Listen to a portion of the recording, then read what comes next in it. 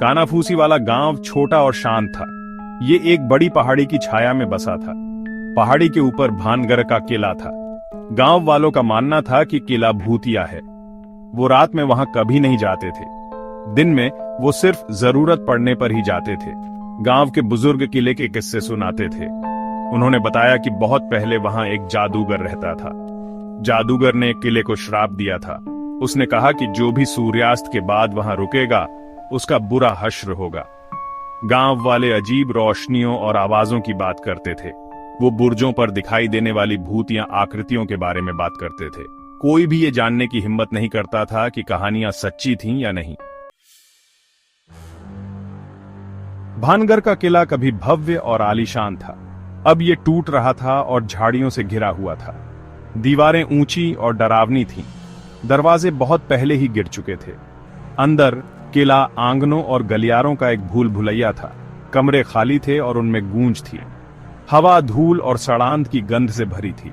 दिन में किला भयानक रूप से शांत था, लेकिन जैसे ही सूरज डूबने लगा सन्नाटा एक बेचैन कर देने वाली गूंज में बदल गया। मानो किला खुद अपनी सांसें रोक रहा हो, रात होने का इंतजार कर रहा हो। नीरज शहर का एक नौजवान था। वो अलौकिक कहानियों से बहुत रोमांचित होता था। उसने भानगढ़ के भूतिया किले के बारे में सुना था। उसने वहां एक रात बिताने का फैसला किया। उसके दोस्तों ने उसे रोकने की कोशिश की। उन्होंने उसे बताया कि कहानियां सच्ची थीं। नीरज बस हंसा। उसे भूतों पर यकीन नहीं था। उसने सोचा कि ये एक एडवेंचर होगा। उसने अपने बैग में एक टॉर्च, एक कैमरा और एक स्लीपिंग बैग पैक किया। नीरज शाम को कानाफूसी वाले गांव पहुंचा। उसने गांव वालों से बात की। वो उससे सावधान थे। उन्होंने उसे किले के बारे में चेतावनी दी। नीरज मुस्कुराया और उनकी चिंता के लिए उन्हें धन्यवाद दिया। उसने कहा कि वो सावधान रहेगा।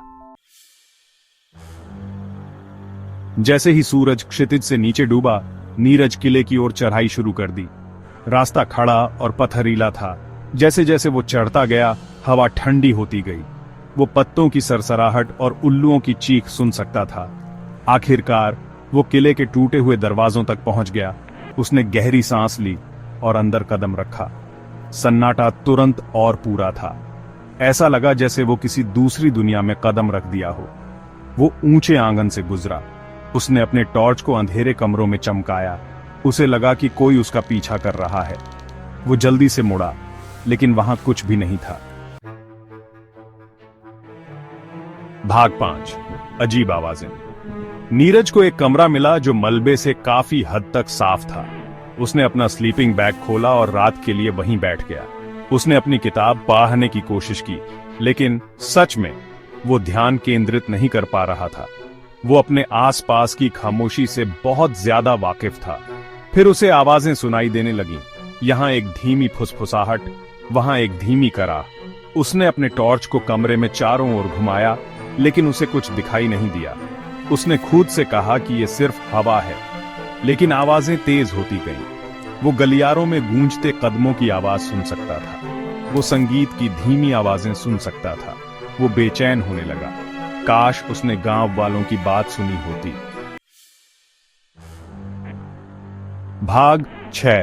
भूत प्रकट होता है। अचानक उसका टॉर्च टिमटिमाया और बुझ गया। नीरज अंधेरे में डूब गया। वो अपने लाइटर के लिए टटोला। वो उसे जलाने में कामयाब रहा। उसने अपनी सांस रोक ली। दरवाजे में एक आकृति खड़ी थी। वो लंबी और कंकाल जैसी थी। अंधेरे में उसकी आंखें लाल चमक रही थीं। नीरज हाँफने लगा और उसका लाइटर गिर गया। लौ बुझ गई। वो एक बार फिर अंधेरे में घिर गया। वो पीछे हट गया। उसका दिल तेजी से धड़क रहा था। वो आकृति को अपनी ओर आते हुए सुन सकता था।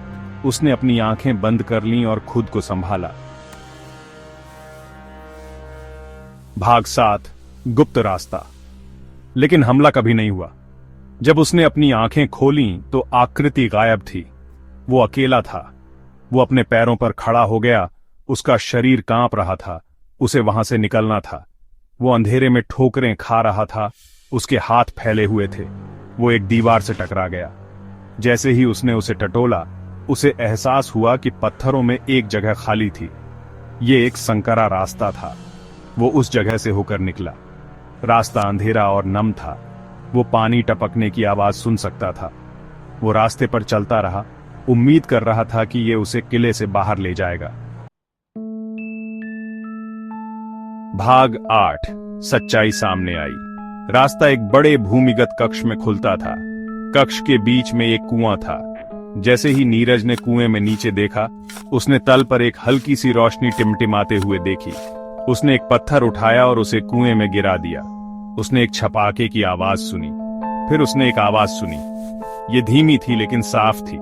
ये एक महिला की आवाज थी। मेरी मदद करो, आवाज फुसफुसाई। मैं फंसी हुई हूं। नीरज कुएं के किनारे पर और आगे झुक गया।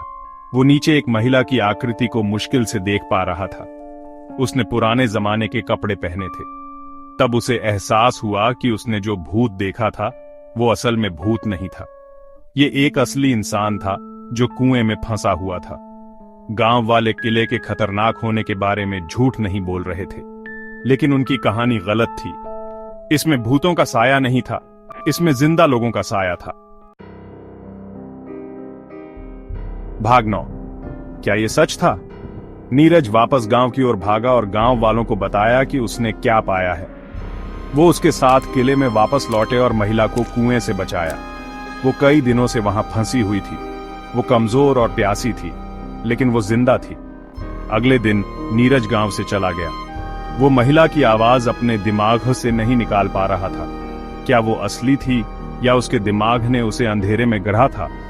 वो कभी किले में वापस नहीं गया, लेकिन वो भानगर के भूतिया किले में अपनी रात को कभी नहीं भूला।